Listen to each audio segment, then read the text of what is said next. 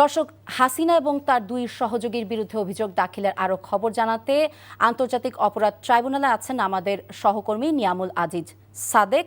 আমরা তার সাথে যুক্ত হচ্ছি। সাদেক, আদালতের কার্যক্রম নিয়ে আপনার কাছে আর কি খবর আছে?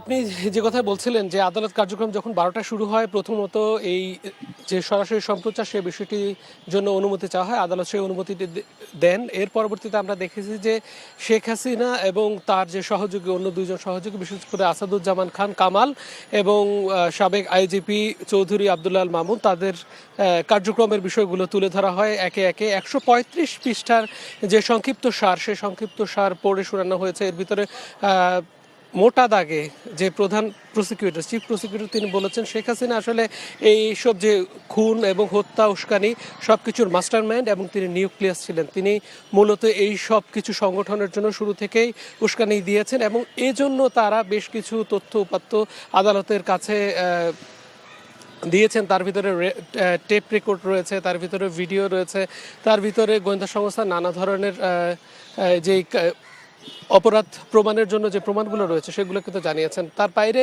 13টি ভলিউম আসলে রয়েছে এই যে তাদের বিরুদ্ধে 5টি যে অভিযোগ করা হয়েছে, বিশেষ করে শেখ হাসিনার বিরুদ্ধে, সেই বিষয়গুলোকে প্রমাণ করার জন্য 13টি ভলিউমে সাজানো হয়েছে। তার বিরুদ্ধে বলা হচ্ছিল যে 1971 সালে মহান মুক্তিযুদ্ধের পরই কিন্তু শেখ হাসিনা দলগতভাবে এবং আওয়ামী লীগ দলগতভাবে কিন্তু এই ধরনের ফ্যাসিস্ট আমল তৈরি করার জন্য কাজ করে যাচ্ছিলেন এবং বাকশাল তৈরি করার জন্য তাদের কিন্তু প্রচেষ্টা ছিল সেই স্বাধীনতার পর থেকে। তার পরবর্তীতে বলা হচ্ছিল, চিফ প্রসিকিউটর তার বক্তব্য তুলে ধরেন। সেই বক্তব্য তিনি বলেছেন যে এই যে জুলাই আগস্টে যে গণহত্যাগুলো হয়েছে, সেই গণহত্যাগুলো শুরু থেকে কিন্তু প্রি প্ল্যান করে বা সরকারে থাকার জন্য শেখ হাসিনা যত ধরনের লেথাল ওয়েপেন বা মরণাস্ত্র ব্যবহার করার জন্য নির্দেশ দিয়েছিলেন এবং সেখানে কিন্তু 4জন ব্যক্তি উপস্থিত থাকতেন, বিশেষ করে সালমান এফ রহমান থেকে শুরু করে এই আইজিপি, স্বরাষ্ট্রমন্ত্রী এবং তিনি নিজে উপস্থিত থাকতেন এবং আনিসুল হক যিনি সাবেক আইনমন্ত্রী ছিলেন তারা উপস্থিত থাকতেন। তাদেরকে নিয়েই কিন্তু আলাদা একটি মিনি ক্যাবিনেট করা হতো, যদিও ক্যাবিনেটের বিস্তৃতি আরও অনেক বড় ছিল। এর বাইরে 3জনকে সবচেয়ে বিশ্বস্ত হিসেবে তিনি কিন্তু নানা ধরনের নির্দেশনা দিতেন বলে তাদের অভিযোগ এবং তদন্তে কিন্তু উঠে এসেছে। সেই কথাটি তিনি আদালতকে বলেছেন। আদালত তাদের কাছে জানতে চেয়েছেন যে সত্যিকার অর্থে কী কী ভয়াবহ অভিযোগগুলো তাদের সামনে পেশ করা হবে। তখন তিনি জানিয়েছেন যে 113 জনের বেশি শিশুকে কিন্তু হত্যা করা হয়েছে, এই জুলাই আগস্টে ম্যাসাকার করা হয়েছে। তার সাথে নারী হত্যা করা হয়েছে 13 জনের বেশি এবং একই সাথে গুম এবং আয়নাঘরের যে মাস্টার মাইন্ড, তাদেরকে কিন্তু নির্দেশনা সরাসরি শেখ হাসিনা নিজে দিতেন। এই বিষয়গুলো কিন্তু আদালতের সামনে তুলে ধরা হয়েছে।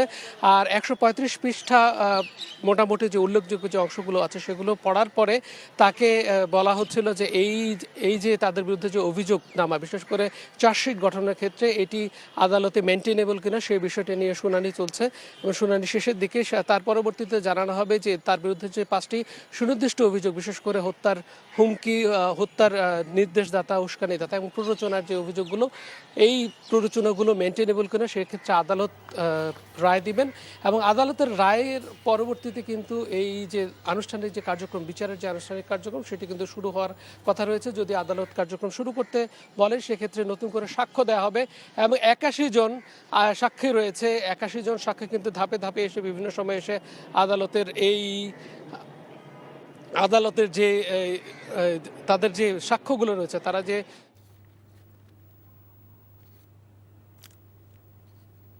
সাদেক, আপনি আমাদের সাথেই থাকবেন।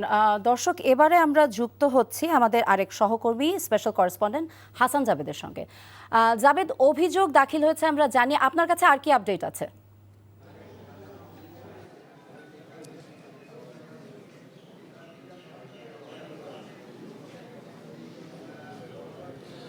ফারজানা, আজকে আন্তর্জাতিক অপরাধ ট্রাইব্যুনালে সাবেক প্রধানমন্ত্রী শেখ হাসিনা, সাবেক স্বরাষ্ট্রমন্ত্রী আসাদুজ্জামান খান কামাল এবং সাবেক আইজিপি চৌধুরী আব্দুল্লাহ আল মামুনের বিরুদ্ধে আনুষ্ঠানিক অভিযোগ ট্রাইব্যুনালে দাখিল করেছে। এই মুহূর্তে যেটা হচ্ছে, দাখিল করার পর প্রায় 2 ঘন্টা ধরে কিন্তু তারা সেখানে বক্তব্য রেখেছেন।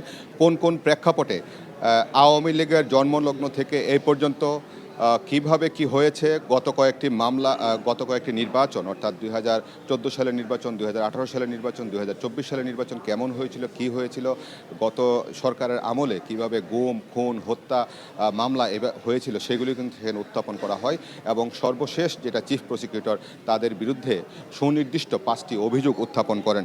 সুনির্দিষ্ট 5টি অভিযোগের মধ্যে প্রথমটি হচ্ছে সুপিরিয়র কমান্ড রেসপন্সিবিলিটি, অর্থাৎ সারা দেশে যত হত্যাকাণ্ড হয়েছে, মানে 1.5 সহস্রাধিক অর্থাৎ 1,500-এর মতো যে হত্যাকাণ্ড হয়েছে জুলাই আগস্টে, সেই হত্যাকাণ্ডের একটির দায় থেকেও তারা রেহাই পেতে পারে না। আর দ্বিতীয় হচ্ছে তারা পরিকল্পনা করেছেন, ষড়যন্ত্র করেছেন, নির্দেশনা দিয়েছেন এসব হত্যাকাণ্ড সংঘটনের জন্য। আর হচ্ছে রংপুরের আবু সাঈদ বুকচিতে দাঁড়িয়েছিলেন এবং পুলিশের গুলিতে তিনি নিহত হন। সেই শিক্ষার্থী আবু সাঈদের হত্যার অভিযুক্ত এখানে আনা হয়। তারপর 4 নম্বর অভিযুক্ত হচ্ছে চানখারপুলে যে 6 জনকে হত্যা করা হয়, সেটা ছিল 4 নম্বর অভিযোগ। এবং 5 নম্বর অভিযোগ হচ্ছে 5ই আগস্ট অর্থাৎ আশুলিয়ায় 6 জনকে হত্যা করে, গুলি করে হত্যা করে ব্যানে তুলে যে পুড়িয়ে দেওয়া হয়েছিল, সেই অভিযুক্ত কিন্তু এখানে আনা হয়েছে। সব অভিযোগ উত্থাপন করে সর্বশেষ চিফ প্রসিকিউটর যে আবেদনটি রাখলেন যে এসব ঘটনায় আসামিদের বিরুদ্ধে যে অভিযোগ দেওয়া হয়েছে সে অভিযোগটি আমলে নিয়ে অভিযোগ গঠনের জন্য দিন ধার্য করার জন্য, একই সাথে এই 3 জন আসামির যত সম্পত্তি আছে সম্পত্তি বাজেয়াপ্ত করে যারা ক্ষতিগ্রস্ত হয়েছেন তাদের অনুকূলে যেন দেওয়া হয়। তো এখন ট্রাইব্যুনালের চেয়ারম্যান বিচারপতি গোলাম মর্তুজা মজুমদারের নেতৃত্বাধীন 3 সদস্যের ট্রাইব্যুনাল, গোলাম মর্তুজা মজুমদার এখন আদেশ দিচ্ছেন। আমি এইমাত্র সেখান থেকে আসলাম। আদেশে হয়তো যেটা হবে যে অভিযোগটা আমলে নেবে এবং অভিযোগ গঠনের জন্য দিন ধার্য করবে। এবং অভিযোগ গঠন করার পরই কিন্তু শুনানির পর অভিযোগ গঠন যেদিন হবে সেদিন থেকে কিন্তু এই মামলার আনুষ্ঠানিক বিচার কাজ শুরু হবে। আজকে যেটা হলো আনুষ্ঠানিক বিচারের প্রক্রিয়াটা শুরু হলো এবং অভিযোগ আমলে নিলে সে অভিযোগটা আমলে নেওয়া হলো।